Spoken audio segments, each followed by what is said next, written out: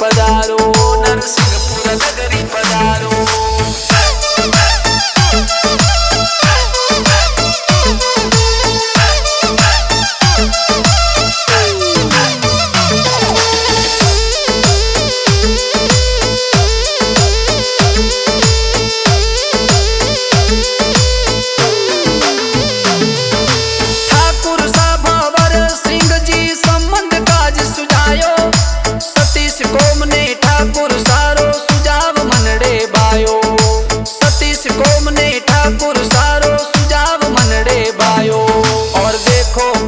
साल बाद में मंगल अवसर आयो, सब गाँव चालो खुशियारा मंगल गीत गाओ।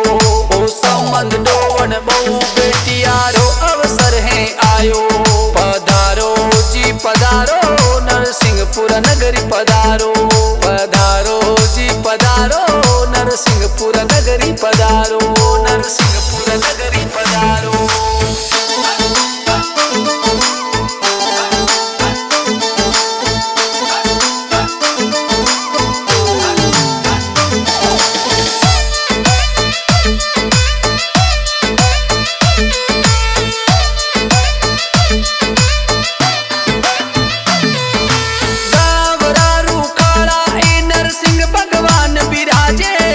जगमग दिवला जागरया और ध्वजा फरू के बारी, जगमग दिवला जागरया और ध्वजा फरू के बारी। भूम्या जी ममा जी अठे विराजे ठाकुर जीरी महिमा, सब देवी देवता अठे विराजे जग में गाव सावो।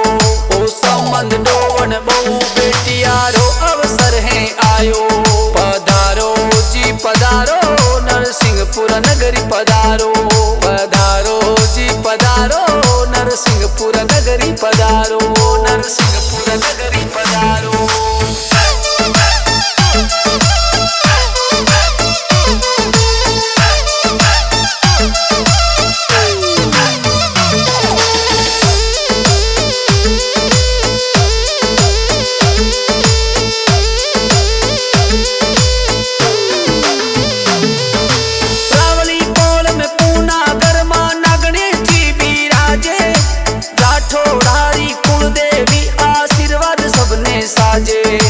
राठौड़ारी कुल देवी आशीर्वाद सबने साजे, नाडा वाला पूरब जी विराजे मनरी आस पुरावे।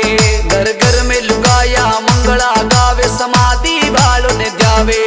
ओ संबंध डोवन बहु बेटियारो अवसर है आयो, पधारो जी पधारो नरसिंहपुर नगरी पधारो, पधारो जी पधारो नरसिंहपुर नगरी पधारो, नरसिंहपुर नगरी पधारो।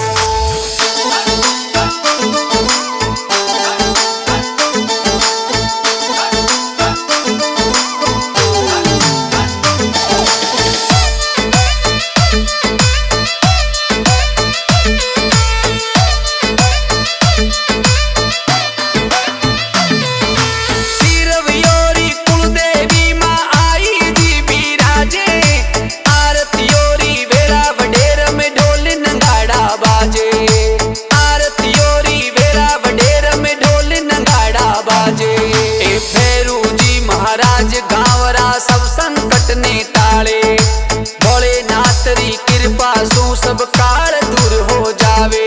ओ संबंध डोवन बहु बेटियारो अवसर है आयो, पधारो जी पधारो नरसिंहपुर नगरी पधारो, पधारो जी पधारो नरसिंहपुर नगरी पधारो, नरसिंहपुर नगरी पधारो।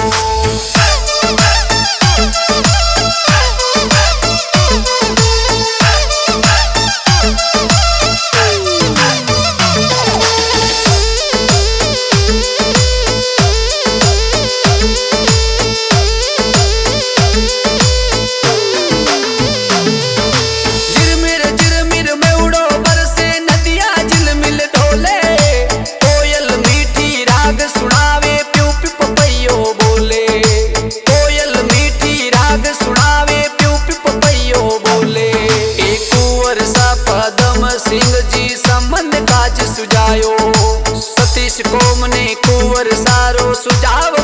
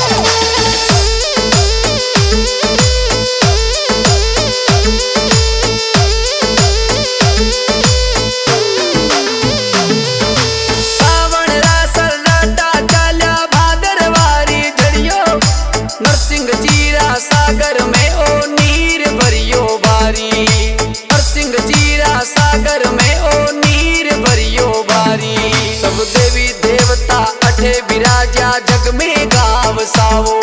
ओ स्वर्ग से सुंदर लागे देखो नरसिंहपुरा मारो।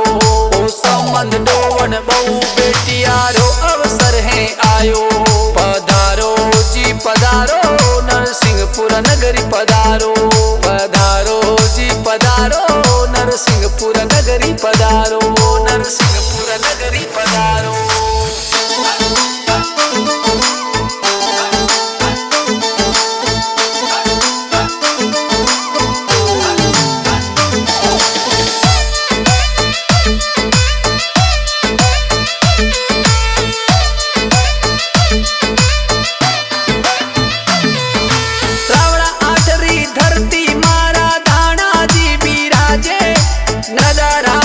समाधि पर दर्शन कर सुख पावे।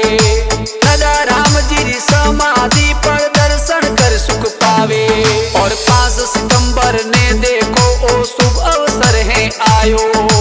2025 रोज को मोटो त्योहार आयो। ओ संबंध डोवन बहु